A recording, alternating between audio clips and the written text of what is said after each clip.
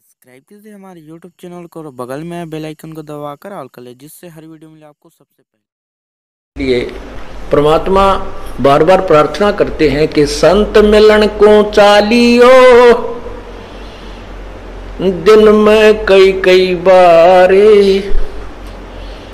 आसोज के में जो ये घना करें उपकार। भाई कई बार ना जा सके तो संत दर्श दो बखत कर ले, कह कबीर संत दर्श ते यू काल दगा ना दे।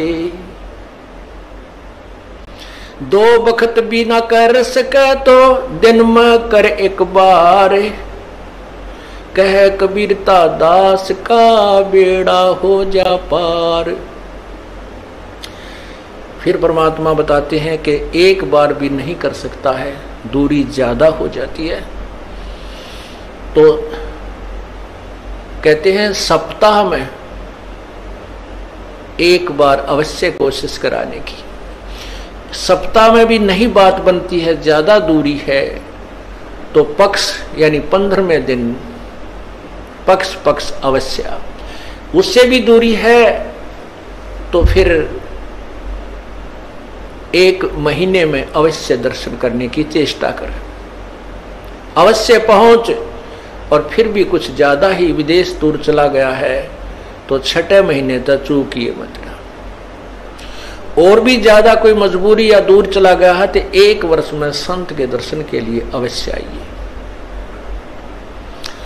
और दूर रहते हुए फिर कैसी भावना रखे, लाख कोस जो गुरु बसे और शेष समुद्रा तीर, एक पलक भूले नहीं जो गुण हो शरीर। कहते हैं गुरुजी चाहे लाख कोस की दूरी पर बैठे हैं लेकिन दिल से दूर नहीं होने चाहिए। तो 1 साल में कोस अवश्य पहुंचना चाहिए। अब यहां भक्तों के शंका आती है कि गुरुजी अब 1.25 वर्ष तक अज्ञात रहे, दर्शन नहीं हो सके, तो क्या हमारे ऊपर क्या हमारा जो नाम तो फिर खंड नहीं हो गया है? ऐसा कुछ नहीं है। ये लीला परमात्मा की है। जैसे कोई एक्सीडेंट हो जाता है और वही उसमें टांग टूट जा, प्लास्टर बांधे रहना पड़ता है और चारपाई पे लेटा पड़ा रहना होता है। लेकिन जब ठीक हो जाए, जब थोड़ा ही पड़ा रहना है, फिर तो काम करे, घूमे, फिर अपने सारे कार्य सुचारू करे। तो ये कोई लीला है परमात्मा की, इनमें ऐसा कोई दोष नहीं आता। क्योंकि आप तो रो रहे थे, आप गुरु जी से दूर नहीं थे, आपकी आत्मा तड़फ रही थी। और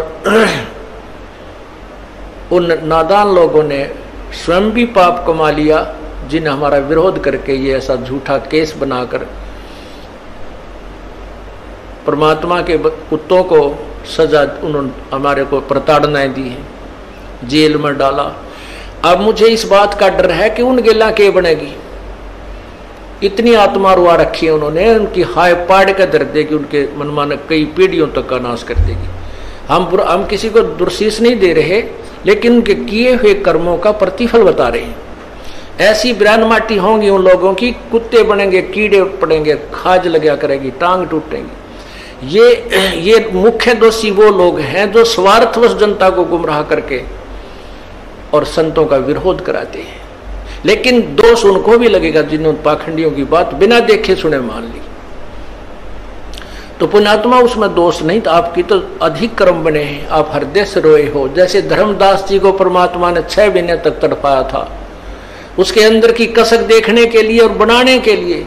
और फिर जब वो परमात्मा मिले तो और अधिक प्रेम से, और प्रेम और बढ़ा हुआ था। तो पुण्यात्मा यही समक्ष प्रत्यक्ष प्रमाण है कि कोई भी बच्चा परमात्मा से दूर नहीं हुआ, आपकी दूनी कसक पड़ी है। तो वही आपने ये ज्ञान समझ लिया कि जैसे बंदी छोड़ दयाल जी तुम लग हमरी दौड़, और जैसे काग जहाज का सूझे और निठर। आप इतना ज्ञान युक्त हो गए हो, जैसे समुद्री जहाज के ऊपर शाम के समय कौवा इस दृष्टिकोण से बैठ जाता था, जो 4 बजे से जहाज प्रस्थान होता बंदरगाह से, कि ये खाना खाएंगे और वहां टुकड़े खाऊंगा। तो पूरा बाजार सा लगा हुआ होता है समुद्री जहाज में, सारी व्यवस्था होती है, होटल भी होते हैं, वहाँ कैंटीन भी बनी होती है, सब तरह की दुकानें होती हैं, एक शहर सा होता है। पुराने समय की बात है जब ये इंस्ट्रूमेंट नहीं थे जो वर्तमान में हैं, जो बहुत सेंसिटिव इंस्ट्रूमेंट नहीं थे, उसमें एक वो रखा करते थे दिशा सूचक, और वो दिशा सूचक को भी कोई ऐसी जो चुंबकीय चट्टान होती थी वो डिस्टर्ब कर देती थी, उसकी दिशा को बदल दिया करती थी। तो जब वो उस दिशा सूचक को चेक करने के लिए ये ठीक काम कर रहा है या नहीं, हम अपनी सही दिशा में जा रहे हैं या नहीं, उसके लिए वो क्या तरीका अपनाते थे उसकी जांच का, कि जो कौवे ऊपर बैठे होते थे उनको डड़ा मारते थे, पत्थर उनको जहाज से विवश कर देते थे उड़ने के लिए, तो वो कौवा वहां से उड़कर चल पड़ता।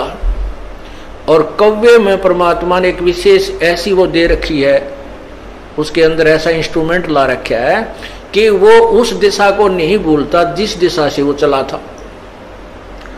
वो ये ख्याल रखता है कि मान ले ये मुझे यहाँ से धक्के मारेंगे तो मैं फिर उस दिशा में अपने घर की तरफ चल पड़ूंगा। वो आंखें रात्रि में भी उसी चिंता में उस दिशा को भूलता नहीं। और रात्रि के समय वो जहाज निकल जाता 200 किलोमीटर, और वहां जब वो 200 किलोमीटर जहाज चला जाता तो वहां जल ही जल नजर आता था, कोई आसपास कोई शहर या किनारा दिखाई नहीं देता। तो वो काग उड़ता वहां से, वो कौवा उड़कर चल पड़ता है अपनी उसी दिशा में जिस दिशा से वो जहाज चला था। अब कौवा तो उड़ता रहा, उड़ रहा है, तो वो जहाज वाले अपने दिशा सूचक को चेक कर लेते थे, ये सही है, हम सही दिशा में चल रहे या नहीं। उधर से वो कौवा जाता है 10 किलोमीटर 20 किलोमीटर, फिर आगे देखा कि तो बैठने जगह कोई नहीं, वो फिर मुड़कर देखता है कि उसको वो जहाज ही दिखाई देता अपने प्राण बचाने के लिए। वापस आकर के उस जहाज पर ही विश्राम पाता है। तो पुण्यात्माओं, जब आप इस ज्ञान से पूर्ण परिचित हो जाओगे, उस समय आपको इस सतलोक आश्रम क्रोथा और बरवाला और इस दास के अतिरिक्त और कबीर परमात्मा के अतिरिक्त तुम्हें कोई स्थान दिखाई नहीं देगा। सब डूबने का होगा, पैर रखते ही डूबने का होगा, क्योंकि चाहे कितने प्यारे और कितने ही नेक भाई बहन रिश्तेदार हैं, वो तो इसी समय में हमारे साथ रहेंगे। आगे ना जाने अपने संस्कार वो कहाँ जाएंगे, वो हम कहाँ जाएंगे, ना जाने कि तो पशु बनेगा, कोई पक्षी बनेगा, कोई जानवर बनेगा। हो सकता है किसी पुण्यात्मा को मनुष्य भी विशेष रह रहा, वो भी मिल सकता है।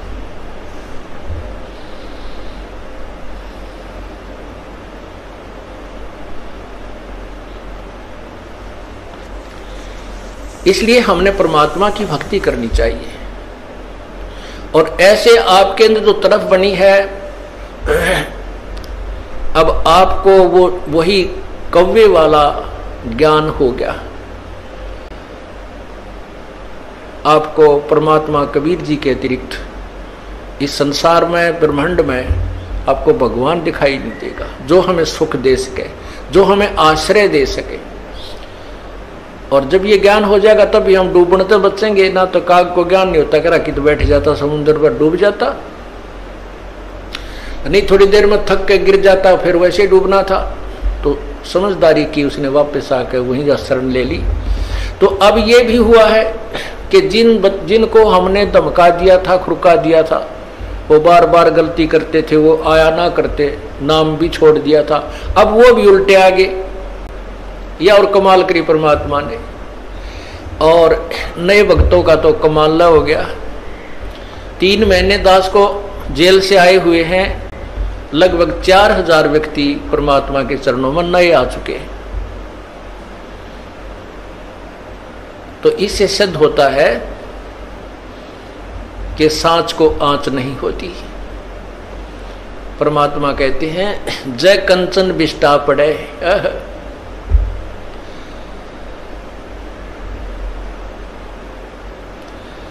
तो घटे नता का मोल। समझदार व्यक्ति तो जैसे सोना है, और सोना टट्टी में भी पड़ा ना, कितना टट्टी में राछी डड़ी हो इतनी सारी, चाहे इतना पड़ा हो, कोई ना छोड़े, जब ठा कर धो कर मांझ कर गोज मंगा लेकर और दौड़ लेगा कि देखो देख ना ले। तो ऐसे ही जब हमें परख हो जाएगी, लोगों ने अब इस दास के ऊपर सोने के ऊपर टट्टी डाल दी और हमारे बच्चों ने वो टट्टी ना दिखी, सोना दिखा। तो पुण्यात्माओं, उनके द्वारा डाली हुई वो टट्टी यानी उनके द्वारा गंध फैलाया हुआ भी साफ कर रहे हैं, लोगों को समझा रहे हैं, झूठ बोलते हैं, ऐसा कुछ नहीं उस आश्रम के अंदर, और सोना भी ले रहे हैं। तो इस प्रकार परमात्मा जिसके साथ है उसका कोई कुछ नहीं बिगाड़ सकता, नहीं तो फिर भगवान का नाम में मिट जाएगा इस पृथ्वी पर से, राम नाम की कोई चीज नहीं रहेगी। आजकल वैसे लोग नास्तिक हो गए, चार छोटे मोटे जहाज बनाकर आकाश मुड़ के बिरानी के मान बैठे अपने आप को।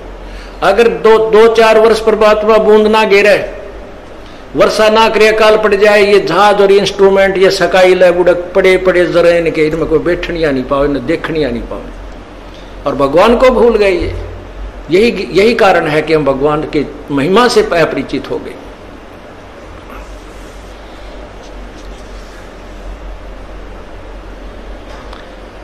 अब प्रसंग चला था सतगुर के दरबार में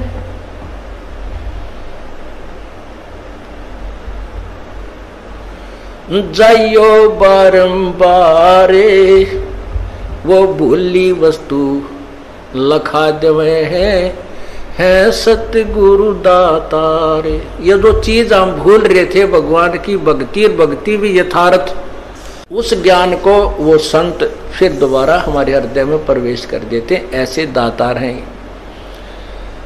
अब पुण्यात्माओं, ठीक है, जो हमसे परिचित नहीं है वो तो लोगों की दंत कथा सुनकर कुछ भी कहते रहे, सुन और कुछ भी कह सकते हैं, क्योंकि जनता का तो काम में यो है। जो भगवान से दूर हैं वो लोग तय जिसी सुनेंगे आगे वैसी ही कहना शुरू कर देते हैं। इस दास ने 17 फरवरी 1988 में परमात्मा की शरण मिली थी,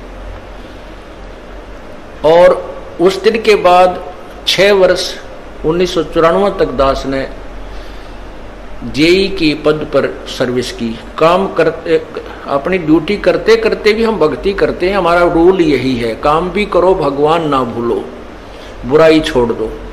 लेकिन 1994 में परमात्मा ने आदेश दे दिए गुरु महाराज ने कि तू इस काम ने संभाल। अब गुरु की आज्ञा का अवहेलन करना भगत का काम नहीं होता।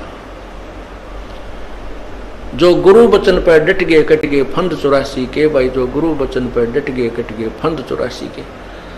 और उन्होंने अचानक मुझे बुलाकर पास बैठा लिया, कहने लगे आज से तू नाम दिया करेगा, और जितने भी वर्तमान संगत थी सबको कह दिया, और सबको बता देना कि जो इसको गुरु नहीं मानेगा वो मेरा कुछ नहीं होगा।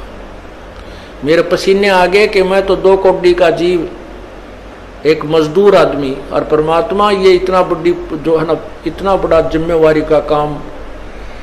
और उनके पुराने पुराने भक्त निरे थे, लाल कपड़े पहन कर बाबा जी भी बन रहे थे, उनके साथ रहा करते, उनको सबको निकाल दिया था उनकी त्रुटियां देख जाकर। हमने नहीं पता था कि हो रहा है, क्या इनका मालिक का उद्देश्य है। जब वो 104-5 साल की उम्र थी उस महापुरुष की, हमारे पूज्य गुरुदेव की, और कहा मैं तेरे साथ रहूंगा। और तीसरा शब्द एक दिन कहा था कि रामपाल तेरे सब बराबर संसार में संत नहीं होगा, पूरे विश्व में तेरे बराबर संत नहीं होगा। अब इस दास का और संत का के मेल था। हम तो भगत थे, दास थे, भगवान की भक्ति करते थे, अपनी नौकरी भी करते थे, बच्चे भी पालते थे। अब कहते हैं साध वचन पलटे नहीं, चाहे पलट जावे ब्रह्मंड, उनका वचन नहीं पलट सकता, उन्हें जो कह दिया सो कह दिया। तो वही ये फल गया। नहीं हमारी तो घर के ना सुने थे, शुरू में अकेला नाम ले रहा था, बालक भी, तो बालक छोटे थे वो तो घर जैसे कहूँ था मान जाए थे, उनकी माँ नहीं माने, फिर मेरे माता पिता नहीं माने, अगले भाई पुरानी लाग कुकर छोड़ना, बड़े साके में पा आया। फिर परमात्मा से अर्ज करी, धीरे धीरे वो समझन लागे, ना सुनते तो भी बोले जानता बावड़े की तरह। तो धीरे क्यों कान न कैसे बंद करेंगे वहां बैठे हुए।